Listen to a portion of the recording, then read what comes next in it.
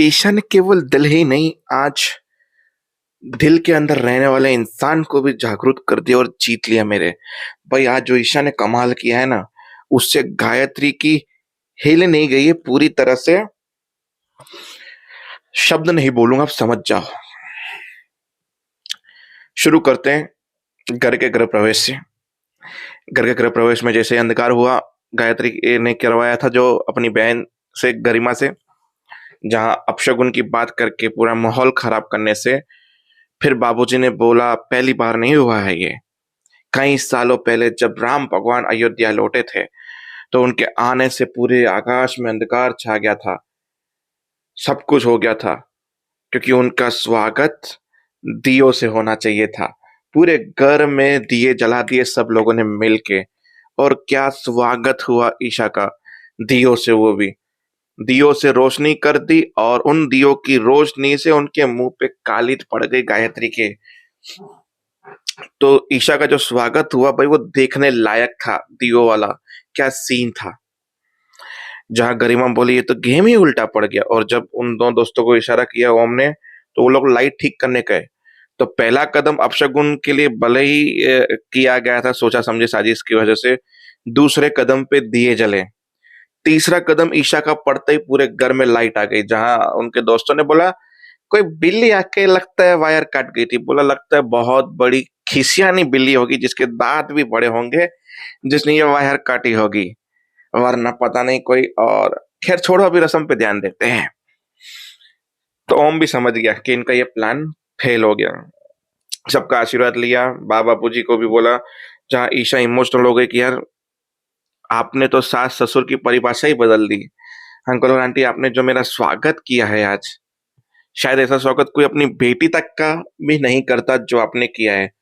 Emotional scene जुड़ गए जहां गरिमा बोलती है गायत्री को ये उल्टा हो रहा है, कुछ रोको। बोला अभी खत्म नहीं हुआ है कुछ। फिर बोला कि पुश्तैनी दिया कौन जलाएगा बाबूजी। फिर बोलेंगे कि बड़ी बहू होने के नाते कुछ याद नहीं रखती। ठीक है मैं अभी लेकर आती हूँ। अरे नहीं नहीं, आप ईशा को रस्में रिवाजें समझाइए। दिया हम लेकर आते हैं। गरिमा दिया रेडी हो तो लेकर आओ। अब दिया तो लेकर आया पुश्तैनी। उस दिए पे ऊपर ऐसा एक परफ्यूम छाट दिया जो पूरे दिए को आग में पकड़ ले। अब रस्म ये थी कि दिया ईशा को जलाना है, अपने हाथ पे रखना है, सीधे सीधे जाके एक जगह से लेके दूसरी जगह मंदिर पे वो दिया रखना है। ना ईशा के कदम रुकने चाहिए, ना ईशा रुकनी चाहिए, ना दिया गिरना चाहिए, ना दिया बुझना चाहिए। ये नियम था। अब दिया तो जला दिया ईशा ने। और ईशा ने जैसे ही कदम आगे बढ़ाया, वहां टिक टिक वन, टिक टिक टू, टिक टिक थ्री गायत्री ने किया और दिए ने पूरी आग पकड़ ली। पूरा परिवार शौक हो गया कि दिए ने आग पकड़ ली, अब क्या करेंगे। ईशा को बोला रस्म को छोड़, दिए को नीचे रख दे, पूरा आग पकड़ लिया, तुम्हारा हाथ जल जाएगा। बोला नहीं, पुश्तैनी दिए की रस्म है और हम ये निभा कर रहेंगे, फिर चाहे भले हमारा हाथ क्यों ना जल जाए। पूरा दिया जला हुआ, नीचे से लेके ऊपर तक ईशा के हाथ में, ना ईशा के कदम रुक रहे हैं। पर जब ईशा के हाथ फड़फड़ाने लगे तब ओम आया। ओम ने हाथ नीचे रखा, उसको ईशा को सपोर्ट किया। दोनों ने मिल के मंदिर तक दिए को सही सलामत पहुंचाया, ना गिरने दिया ना बुझने दिया, और रस्म को निभा दिया। जहां फिर ओम को याद आया खिसियानी बिल्ली इसीलिए ये नौटंकी कर रही थी कि दिए की रस्म की जाए, इससे तो हम बाद में निपटेंगे अभी। फिर बैठे, बोला कि अब बाबूजी बोलना सीख लो, पहले तो अंकल आंटी बोलना छोड़ दो, हमारा भी हक बनता है। फिर उस पर ट्यूब लगाने के लिए उसकी माँ आई ईशा की, बोला नहीं आपने बहुत किया, अब हमारी बारी है, हम करेंगे हमारी बिटिया रानी के लिए। फिर उसको अपने बाप की याद आती है, जहां उसका बाप उसको बिटिया रानी बोलता था, वैसे ही बाबूजी भी इसको बोलते कि आज से तुम हमारी बिटिया रानी हो। फिर बा ने बोला कि देखो वैसे तो बहू के स्वागत पे बहुत कुछ सोने जहरात दिए जाते हैं, पर मेरे पास ऐसा तो कुछ नहीं है, पर ये पुश्तैनी अंगूठी है मेरे पास एक, जो मैं तुझे देना चाहती हूँ, प्लीज मना मत करना। उसकी माँ की तरफ देखा, उसकी माँ ने बोला आशीर्वाद है, ले लो ईशा। जब ईशा ने अंगूठी ली तो आके गायत्री ने अंगूठी छीन ली। मुझे पता था बाबूजी कि आप भेदभाव जरूर करेंगे, पर इतनी जल्दी करेंगे ये नहीं पता था। बहू हमने क्या भेदभाव किया, ये पुश्तैनी अंगूठी पे तो मेरा भी अधिकार होना चाहिए। बोला पुश्तैनी चीज़ों पे तीनों बहुओं का अधिकार होता है। तो ठीक है, तो इस अंगूठी के 3 हिस्से होंगे। देखो बहू, तुम्हें पुश्तैनी हार और पायजेब हमने दी हुई है।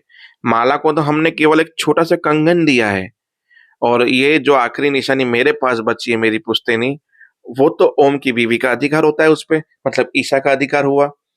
मैं ये सब कुछ आपका लेक्चर और ये भजन सुनने नहीं बैठी हूँ यहाँ पे। ये अंगूठी पे केवल और केवल बड़ी बहू का अधिकार है, बस।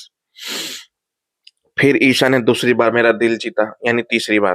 पहले तो वो दियों से स्वागत हुआ, मेरा दिल खुश हो गया, क्या बात है। दूसरी बार वो दिए वाले पे, अब तीसरी बार अंगूठी पे। जहाँ ईशा खड़ी हुई, आपको लगता है तमीज़ नहीं है, इसके लिए बदतमीज़ी से आप बाबूजी से बात कर रही हो। तुम्हारी शादी कैसे हुई है ईशा, पता होगा तुम्हें, तो तुम ना ही बोलो तो बीच में अच्छा है। सास-ससुर क्या आप अपने घर से लेकर आई थी, जो केवल और केवल आप ही का अधिकार है इन पे? ये मेरे भी सास-ससुर हैं, मेरे बाबूजी हैं।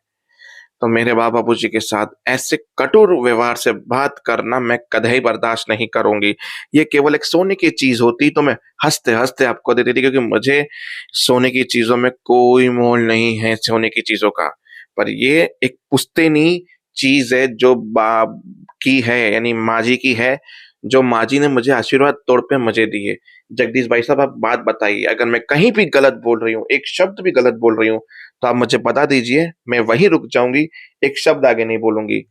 जगदीश और मैं दोनों एक ही हैं, हमसे बात करो, जगदीश से ना। फिर जगदीश ने बोला, गायत्री सही कह रही है वो। इस पे केवल और केवल ईशा का अधिकार है, ओम की पत्नी का। अंगूठी वापस दो। गुस्से में आके गायत्री ने अंगूठी ईशा के हाथ में रख दी, गुस्सा दिखाते हुए। फिर बोला, दोबारा मैं नहीं चाहूंगी कि आप इस टोन में बाबूजी से बात करें। मतलब एक तो अंगूठी भी ली और ईशा ने क्या सुना भी दिया। मतलब भाई को मजा आ गया। आज के एपिसोड होता है ना यार, मुंह तोड़ जवाब देना, गायत्री को मुंह तोड़ जवाब मिला आज के एपिसोड में। तो भाई मैं तो बड़ा खुश और एक्साइटेड हूँ, कल गायत्री कौन सी चाल खेलेगी और मोस्ट ऑफ ईशा क्या जवाब देगी। अब आएगा मजा कहानी में, झुकेगा नहीं साला। जय हिंद।